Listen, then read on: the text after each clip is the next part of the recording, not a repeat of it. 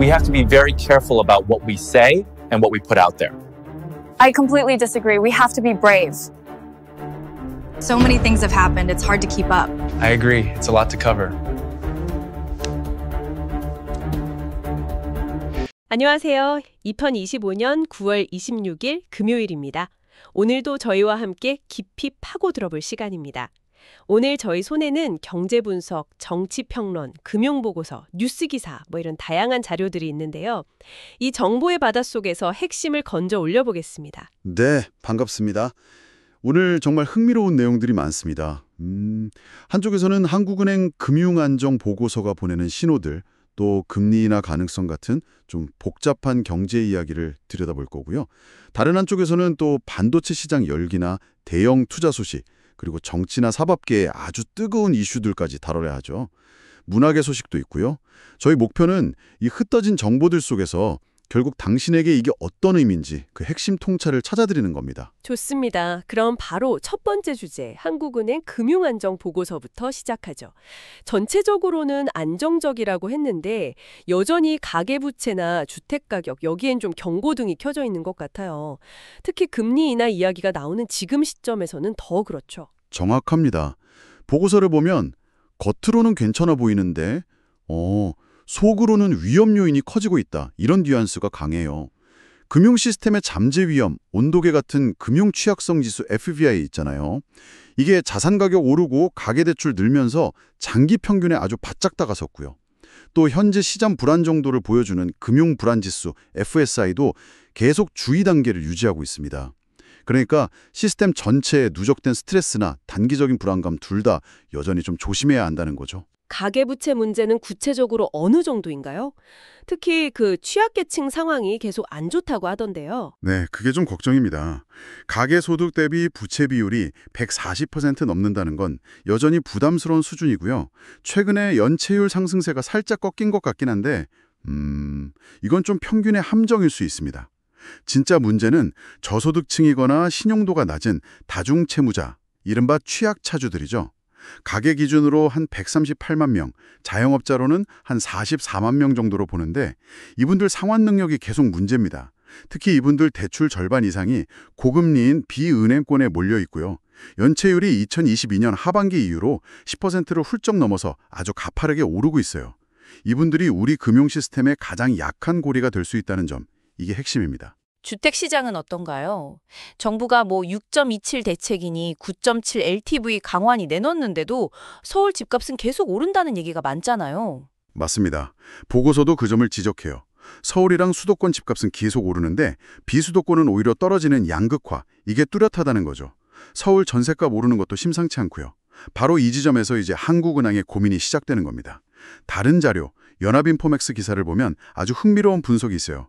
하는 연구진이 시뮬레이션을 해봤는데 기준금리를 내리기 전에요. 그 LTV나 DSR 같은 그러니까 빚내서 집 사는 걸 조절하는 거시 건전성 정책을 먼저 강화하는 게 필수적이다. 이런 결론입니다. 아, 먼저 강화해야 한다고요? 왜 그렇죠?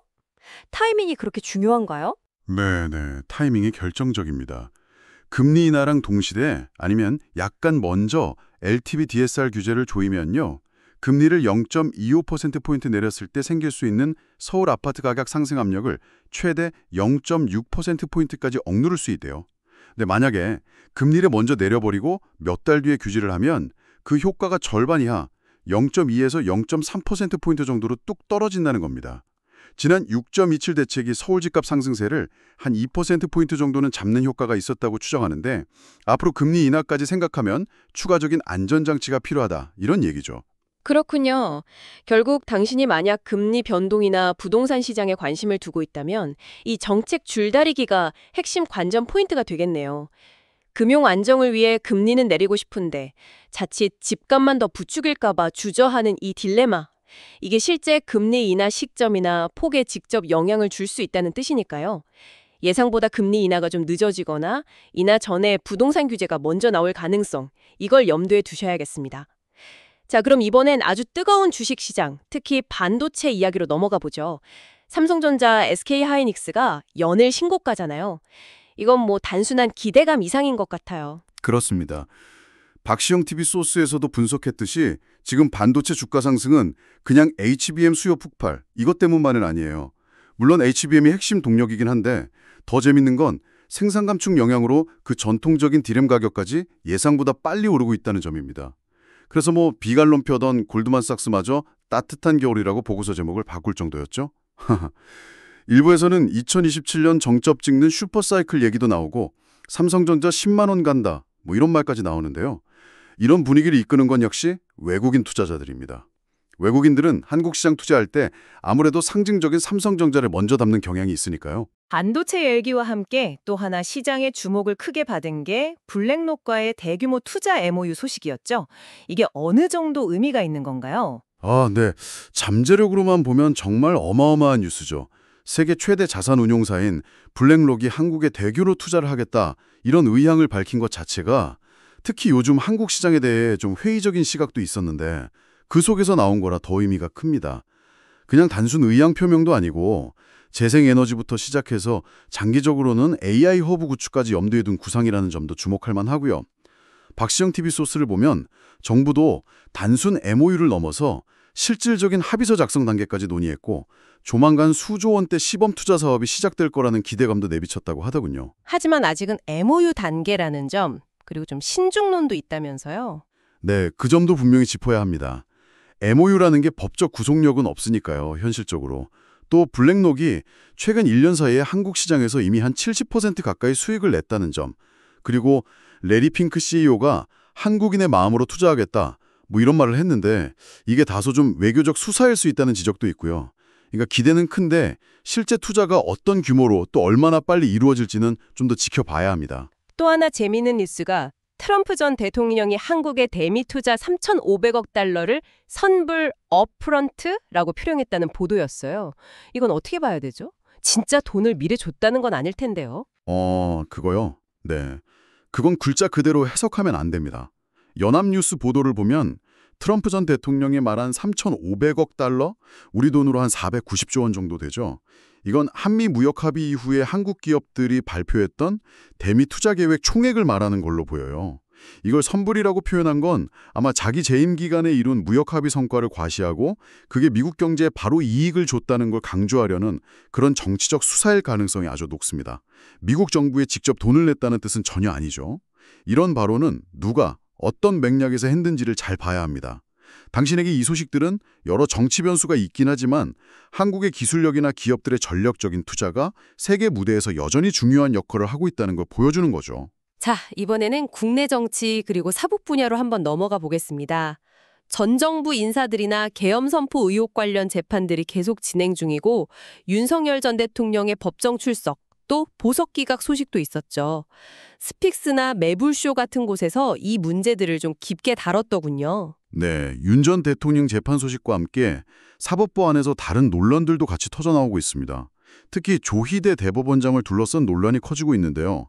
이재명 대통령의 과거 공직선거법 위반 유죄 판결을 이례적으로 빨리 파기 환송한 과정에 대해서 국회 법사위가 조 대법원장한테 나와서 증언하라고 요구하고 있는데 대법원장이 안 나가겠다고 버티면서 갈등이 깊어지고 있습니다. 스픽스 소스에 따르면 국회는 증인 소환에 계속 불응하면 고발하거나 심지어 대법원에 대한 현장 검증까지 검토하고 있다고 해요. 입법부의 감독권하고 사법부의 독립성, 또 책임성 문제가 정면으로 부딪히는 모습이죠. 과거 한동훈 전동사건 때처럼 사법부 수장이 국회 요구에 응하지 않는 모습이 국민들 눈에는 어떻게 비칠지 이것도 좀 생각해 볼 문제겠네요. 그런데 지기현 판사 관련 논란은 더 심각해 보이던데요. 네, 이건 정말 우려스럽습니다. 스픽스 보도를 보면 지판사 본인은 뇌물수수 의혹으로 대법원 윤리감찰을 받고 있는데 이게 50일 넘게 별 진척이 없다가 뒤늦게 외부위원회를 꾸리고 뭐랄까 시간을 끌거나 면죄부 주려는 거 아니냐 이런 비판이 아주 거세요. 그런데 더 충격적인 건 지판사가 재판장을 맡은 김용현 전 국방장관의 내란 혐의 재판 과정에서 벌어진 일들입니다. 변호인들이 증인 신문하다가 막 고성을 지르면서 증언을 방해하는데도 재판장이 제대로 제지도 안 하고 화내면 지는 겁니다라고만 했다죠. 심지어 쉬는 시간에 법정 밖 복도에서 변호인이 증인을 협박하는 듯한 상황까지 벌어졌다. 이런 증언이 나왔습니다. 와, 변호인이 법정 밖에서 증인을 협박했다는 주장이 만약 사실이라면 이건 재판의 근간을 흔드는 문제 아닌가요? 바로 그 점 때문에 파장이 큽니다. 재판장 안에서 질서 유지도 못한 거고 증인 보호조차 제대로 안 됐다는 비판이 쏟아지고 있어요. 이 사건 때문에 해당 재판을 비공개로 돌린 결정에 대한 비판도 크고 이걸 계기로 앞으로 있을지 모르는 김건희 여사 특검 재판 같은 건 반드시 투명하게 공개해야 한다는 목소리가 더 커지고 있습니다. 사법부 신뢰가 정말 뿌리부터 흔들릴 수 있는 심각한 상황인 거죠. 이런 사법부 논란 속에서 새 정부의 인사 문제도 또 도마 위에 올랐어요. 특히 안규백 국방부 장관 인준 과정에서 나온 의혹들 말이죠. 했는데요. 안규백 장관 청문회 때 그 처남이 과거 평양 무인기 사태 대응 TF가 꾸려졌을 당시에 관련 드론 업체하고 TF 관계자 사이에서 뭔가 메신저 역할을 한 거 아니냐 이런 의혹이 나왔습니다. 안 장관 측은 부인했지만 이 의혹 자체만으로도 새 정부가 과연 계엄 사태나 최상병 사건 같은 민감한 사안 관련자들에 대해 인사 검증을 제대로 할 의지가 있나, 군 개혁을 제대로 할 수 있을까 이런 의구심을 키웠습니다. 게다가 최근에 일부 계엄 연루 의혹이 있는 인물이나 최상병 사건 관련자, 예를 들어 전 국방부 법무관리실 이모 진경 같은 분이 오히려 진급했다는 보도까지 나오면서 논란은 더 커지고 있어요. 그렇다면 당신에게 이 상황은 어떤 의미일까요? 결국 새 정부가 국방이나 사법 같은 핵심 국가기관에 대한 국민 신뢰를 회복하고 실질적인 개혁을 이끌 리더십을 보여줄 수 있을지 그게 시험대에 올랐다 이렇게 봐야겠네요. 자, 이제 조금 분위기를 바꿔서 문학의 소식으로 넘어가 보겠습니다. 매불쇼에서는 박찬욱 감독의 신작 영화 만수를 흥미롭게 분석했고 박시영TV에서는 새로운 기업가에 주목해야 한다는 주장이 나왔죠. 네, 먼저 매불쇼에서 다룬 박찬욱 감독의 만수. 그게 자동화 때문에 일자리를 잃어가는 제지산업 노동자들 이야기를 다룬 블랙 코미디라고 합니다.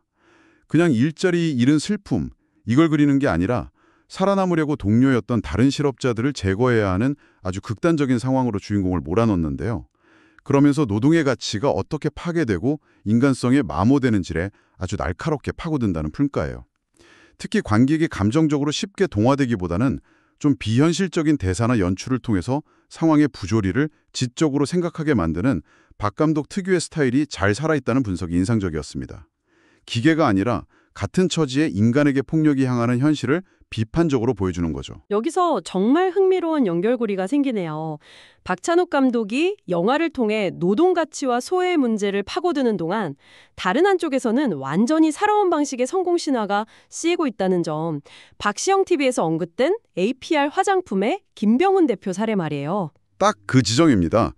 박시영TV 소스는 언론이 재벌 3세, 4세 얘기나 가십에 집중할 게 아니라 1988년생인 APR 김병훈 대표처럼 스스로 회사를 만들어서 뷰티 디바이스 같은 혁신적인 제품으로 미국 시장을 뚫고 결국 한국 화장품 산업의 상징 같았던 아모레 퍼시픽 시가총액 8조 원까지 넘어선 이런 자수성가형 성공 스토리에 훨씬 더 주목하고 박수쳐야 한다.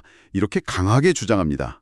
이건 우리 사회와 국가가 앞으로 어떤 종류의 성공을 더 가치 있게 보고 지원해야 하는가 이런 근본적인 질문을 던지는 거죠. 네, 그러니까 기존 대기업 중심 성장 모델에 계속 기댈 거냐 아니면 중국의 캠브리콘 85년생 창업자가 이끄는 AI 반도체 스타트업인데 최근 엄청 컸죠.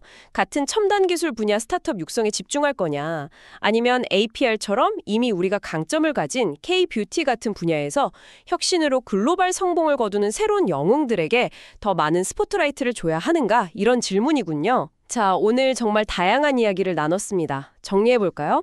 한국은행의 금리 정책과 주택시장 안정 사이의 그 아슬아슬한 줄타기, 식을 줄 모르는 반도체 시장 열기와 외국인 자금 유입, 또 블랙록 같은 거대 자본의 투자 약속이 주는 기대와 신중론, 그리고 깊어만 가는 사법부와 정치권의 신뢰 위기, 또 사회 문제를 성찰하는 예술과 새로운 기업가 정신의 부상까지 참 다층적인 현실입니다. 네, 오늘 다룬 내용들을 쭉 관통하는 하나의 큰 흐름은 한국 경제가 가계부채나 특정 산업부진 같은 내부 위험 요인을 관리하면서 동시에 복잡한 정치개혁 과제와 예측 불가능한 국제관계라는 파도를 헤쳐나가야 하는 상황이라는 겁니다.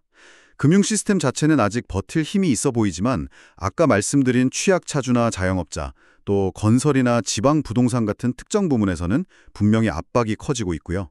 시장에서는 반도체 붐이나 대규모 투자 유치 같은 좋은 소식도 들리지만 금리 인하 시점이나 부동산 규제 강도 같은 정책 불확실성, 또 미중 갈등이나 트럼프 변수 같은 글로벌 요인이 언제든 분위기를 바꿀 수 있죠. 이런 경제적 불안정 속에서 사법 및 정치 분야의 논란은 공적 신뢰 회복과 개혁 추진 동력을 약화시킬 수 있다는 점에서 더욱 중요하게 봐야 합니다. 그렇다면 오늘 저희가 당신에게 던지는 마지막 생각할 거리는 이겁니다. 박시영 TV에서 제기했듯이 APR 김병훈 대표 같은 자수성가형 기업가의 성공 스토리를 우리는 왜 충분히 주목하거나 제대로 평가해주지 못했을까요? AI나 반도체 같은 첨단 기술 개발에 대한 국가적 관심과 지원도 물론 중요합니다. 하지만 이미 우리가 잘 아는 분야, 예를 들어 K-콘텐츠나 K-뷰티 같은 영역에서 혁신을 통해 세계 시장을 뒤흔드는 젊은 개척자들에게 더 많은 기회와 인정을 제공해야 하는 것은 아닐까요? 한국의 다음 성장 엔진은 어디에서 찾을 수 있을지, 그리고 그 성공을 어떻게 발굴하고 키워내고 또 사회 전체가 함께 축하할 수 있을지 한번 진지하게 고민해 보시면 좋겠습니다. 오늘은 여기까지입니다. 다음 시간에 다시 찾아뵙겠습니다.